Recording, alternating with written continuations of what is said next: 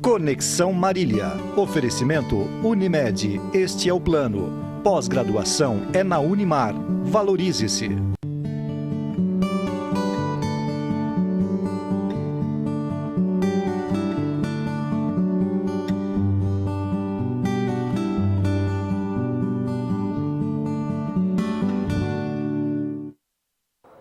Olá, muito boa noite. Estamos começando mais uma edição do programa Conexão aqui pelo seu Canal 4. É sempre muito bom contar com a sua audiência e a sua participação. Conexão sempre em nome de Unimed Marília. Cuidar bem da sua saúde, este é o plano. E também conosco a Vitalícia, a levíssima água de Marília. Exija, peça, diga eu quero Vitalícia. A única água adicionada de sais do estado de São Paulo. Vitalícia é levíssima mesmo. Você toma, você percebe a diferença. Livre de sódio, ela tem apenas o cálcio e o magnésio. Por isso, ela mata a sua sede e faz muito bem para a sua saúde. O programa Conexão de hoje chega para falar sobre cirurgia plástica.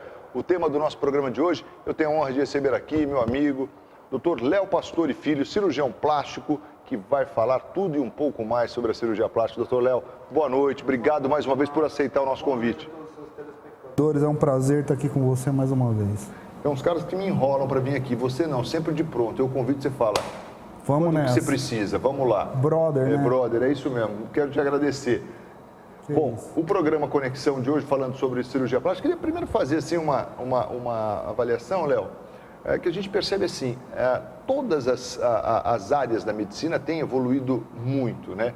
E a cirurgia plástica, eu diria assim que talvez uns 20 anos para cá, ela escreve uma nova história, né?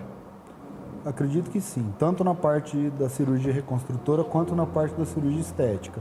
São novos procedimentos, às vezes alguns deles associados com alguns artefatos físicos, como o caso do laser, ou químicos, com os peelings, que a gente consegue resgatar alguma coisa, uma memória em termos de anos daquela vida que o indivíduo ou que aquela pele teve durante o passar do tempo. Você fez um toque interessante aí, acho que é válido a gente abordar isso um pouco, né? Você falou aí da questão tanto a estética quanto a reparador. É assim que se divide a cirurgia plástica? São duas áreas? Ou essas são duas grandes e tem mais? Como é que é isso? A cirurgia plástica é o todo. É o todo. Dentro da cirurgia plástica, 85% da matéria, vamos dizer assim, se a gente fosse dividir em matéria, um livro com matéria cirurgia plástica, 85% é a cirurgia reconstrutora. O que é a cirurgia reconstrutora? São reconstruções que são feitas para resgatar e reinserir o indivíduo na sociedade. Por exemplo, reconstrução de deformidades congênitas, reconstrução de trauma por acidente automobilístico ou outro tipo de trauma, e reconstrução de câncer, né? Uma reconstrução de mão, uma reconstrução de face de um paciente portador de câncer. O resto, os outros 15%, são a cirurgia estética. E a cirurgia estética, por incrível que pareça, ela nasceu da cirurgia reparadora.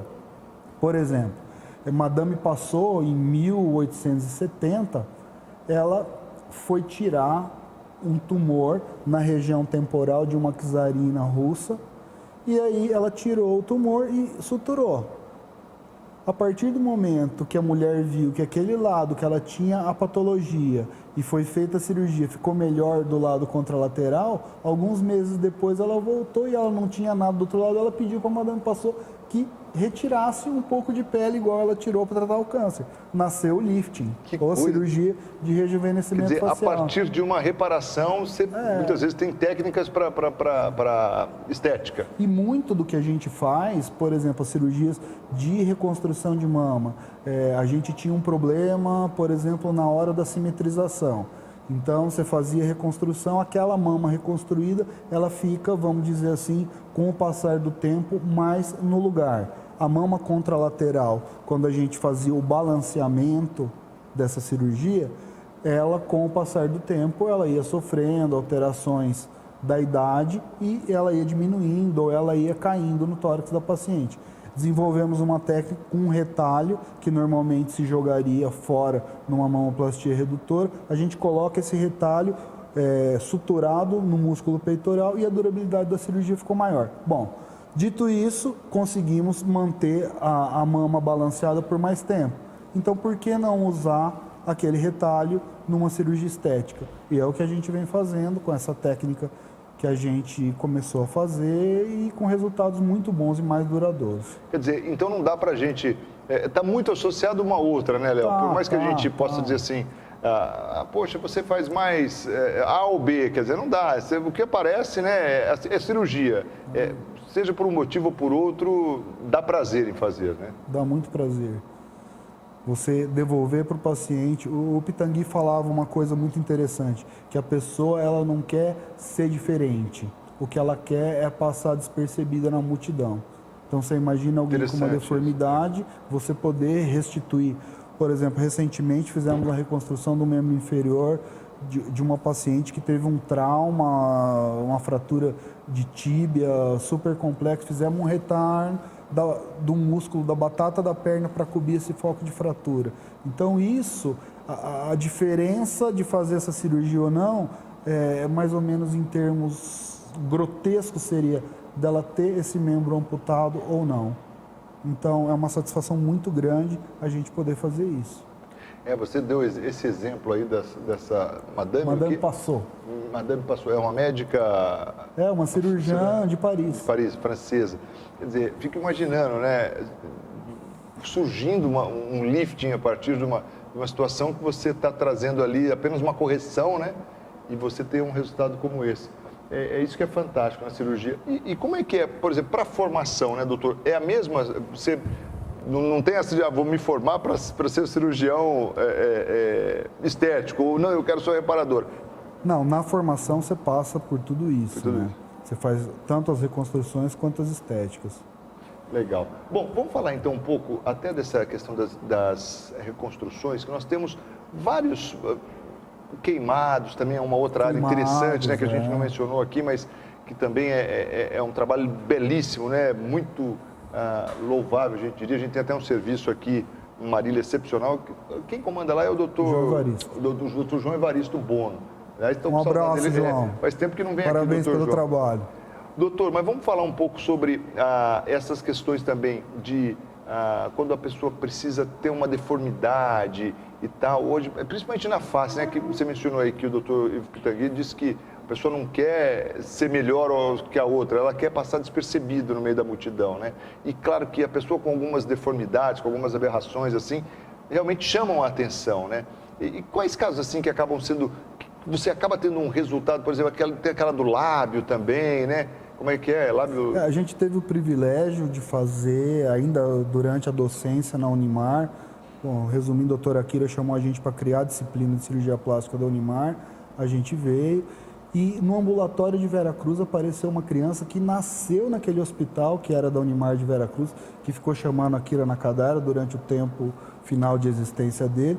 E nasceu uma criança, filho de um pai boia fria e uma mãe surda muda com a fissura. Então, desde o nascimento, a gente acompanhou essa criança. Aos 3 meses, levamos para o Centro Cirúrgico da Santa Casa, ainda mais o doutor Unzer, falecido, que fez anestesia para a gente. Fizemos o reparo dessa deformidade e o paciente evoluiu super bem.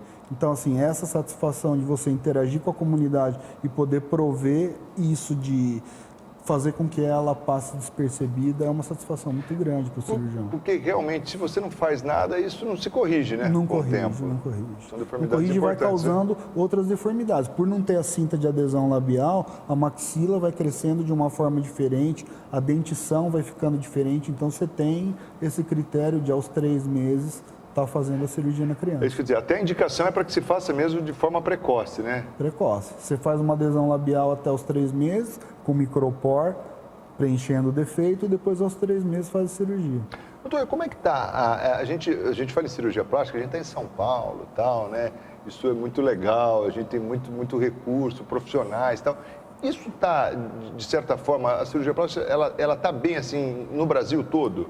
Ou regiões assim como o Nordeste, como algumas outras regiões assim do país, região ali Norte, Nordeste, até mesmo algumas regiões do Centro-Oeste, tem uma dificuldade maior?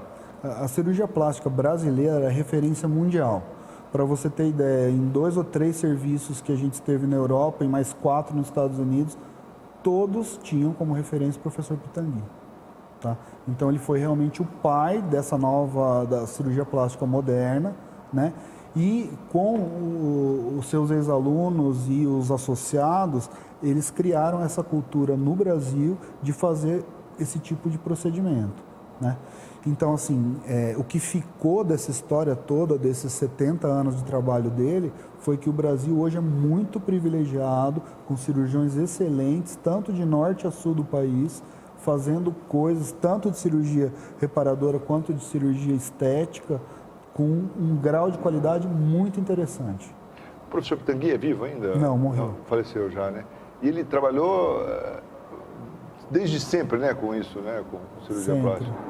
Ele e o pai era cirurgião, estava fazendo uma pós-graduação na Praia Vermelha, na Federal do Rio, e ele veio de Minas, e aí ele terminou a formação dele na UERJ.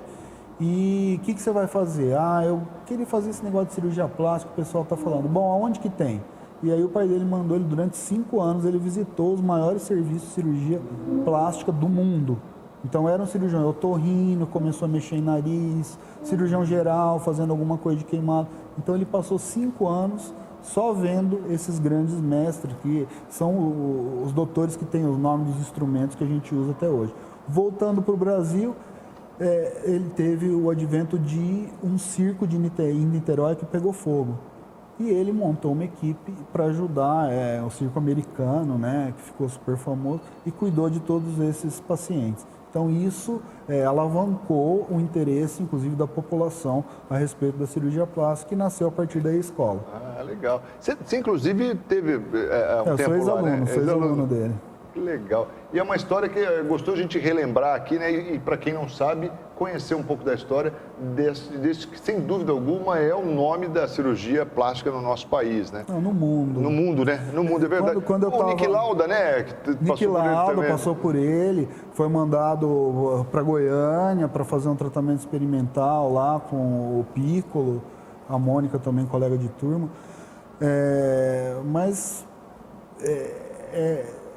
Vamos dizer assim, no mundo, todo mundo considera ele o melhor. Quando a gente teve na formação, era isso que eu estava esquecendo, teve um 60 Minutes, né? Já ouviu falar? É um programa que em 60 minutos eles debulham a vida da pessoa. E só fazem com pessoas que se destacaram muito na sua área. Fizeram com o Pelé e quando eu estava lá, fizeram com o professor.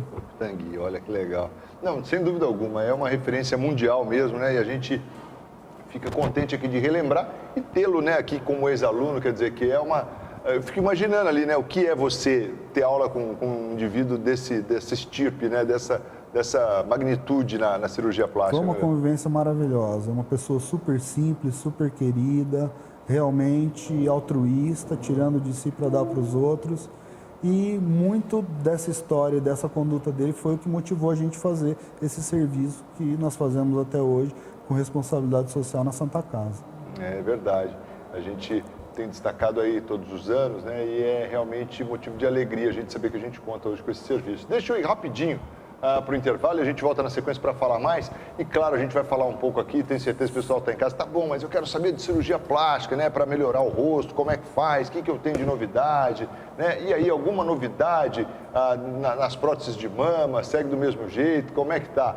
Né? Precisa trocar? Quanto tempo demora, quando dura, né? Tem que trocar, não tem? A gente vai falar tudo isso daqui a pouquinho com o doutor Léo Pastor e Filho, cirurgião plástico aqui no programa Conexão. Não sai daí não, a gente volta sempre em nome de Unimed Marília. Cuidar bem da sua saúde, este é o plano. Conosco também a gostosa companhia da Vitalícia Levíssima Água de Marília. O programa Conexão está sendo transmitido também pelo Facebook. Então, você que está acompanhando pelo Face, se tiver alguma dúvida, alguma pergunta, pode enviar aí para a gente através do Facebook. E você que está assistindo pela net e pela live, você pode ligar no 34544000 e enviar a sua pergunta. Um intervalo e a gente volta na sequência com o programa Conexão de hoje. Não sai daí não, é tudo rapidinho. Até já.